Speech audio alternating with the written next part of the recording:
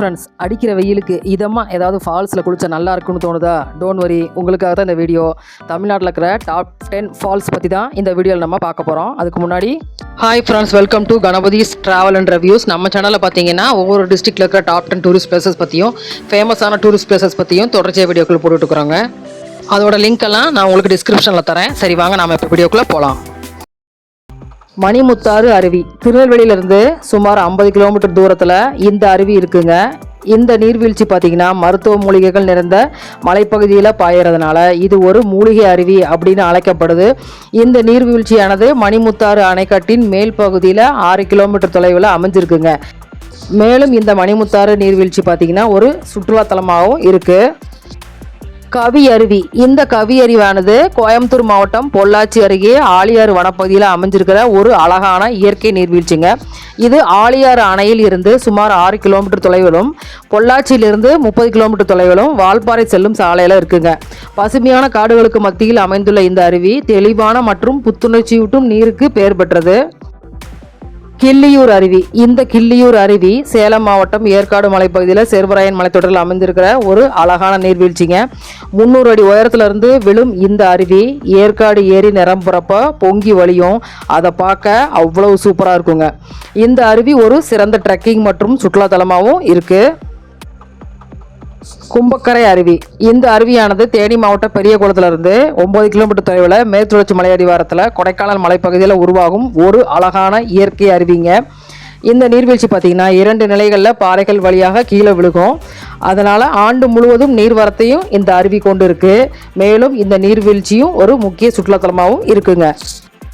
கோவை குற்றாலம் அருவி. இந்த அருவியானது கோயம்புத்தூர்லேருந்து சுமார் 35 கிலோமீட்டர் தொலைவில் புழுவம்பட்டியில் சிறுவாணி அணைக்கு அருகில் அமைஞ்சிருக்கிற ஃபேமிலியோடு செல்லக்கூடிய ஒரு அழகான நீர்வீழ்ச்சிங்க. மேலும் இந்த அருவியானது வனத்துறையின் கட்டுப்பாட்டில் இருக்குது. இந்த நீர்வீழ்ச்சி போகிறதுக்கு வனத்துறை சார்பாக 60 ரூபாய் என்ட்ரி ஃபீயும் வசூலிக்கிறாங்க. சுருளி அருவி. இது தேனி மாவட்டம் கம்பத்திலிருந்து 10 கிலோமீட்டர் தொலைவில் மேற்கு தொடர்ச்சி மலையில் அமைந்துள்ள ஒரு பிரபலமான நீர்வீழ்ச்சிங்க. மேகமலை மலைத்தொடரில் உருவாகும் இந்த அருவி 150 அடி உயரத்திலிருந்து 2 நிலைகளாக கொட்டி ஒரு அழகான குளமாக உருவாகுது. ஜூன் முதல் அக்டோபர் வரை நீர்வரத்து ரொம்ப அதிகமாகவே இருக்கும் இந்த அருவியில். இந்த அருவி பார்த்திங்கன்னா சுற்றுலா பயணிகளுக்கு மிகவும் பாதுகாப்பான மற்றும் கவர்ச்சிகரமான கோடைகால புகலிடமாகவும் இருக்குது. தீர்ப்பரப்பு அருவி. குமரி குற்றாலம் என்று அழைக்கப்படும் இந்த அருவியானது கன்னியாகுமரி மாவட்டத்தில் நாகர்கோவிலிருந்து 42 கிலோமீட்டர் தொலைவில் கோதையாறு நதியின் குறுக்கே அமைஞ்சிருக்குங்க. மேலும் இந்த அருவியானது ஆண்டு முழுவதும் நீர்வரத்து கொண்ட ஒரு சிறந்த சுற்றுலாத்தலமாகவும் இருக்குது.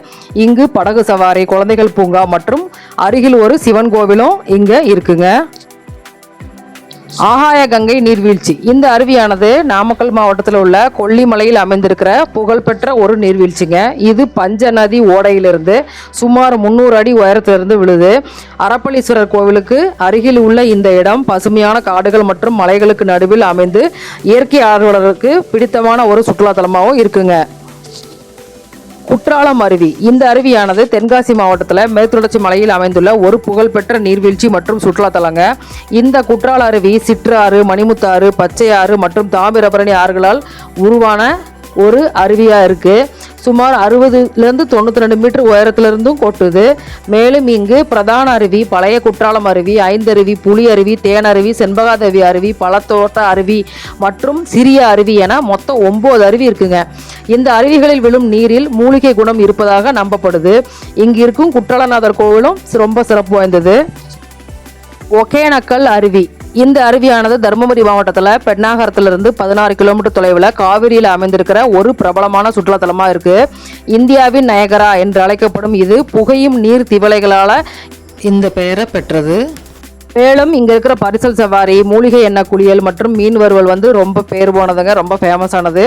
அதனால தான் உள்ளூர் சுற்றுலா பயணிகள் முதல் வெளியூர் மற்றும் வெளிநாடு சுற்றுலா பயணிகள் வரை ஈர்க்கரும் ஒரு சிறந்த சுற்றுலாத்தலமாகவும் இந்த இடம் இருக்குங்க.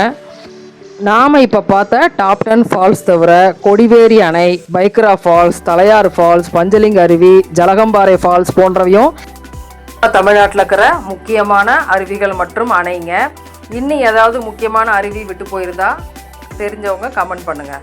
அப்புறம் நாங்கள் வர லீவுக்கு ஏதாவது உங்களுக்கு பிடிச்ச ஒரு ஃபால்ஸுக்கு போய் ஒரு குளியலை போட்டுற வேண்டியதானே. இது மாதிரி இன்னொரு இன்ட்ரெஸ்டிங்கான வீடியோ கூட நான் உங்களை அடுத்து மீட் பண்ணுறேன். தேங்க்ஸ் ஃபார் வாட்சிங்.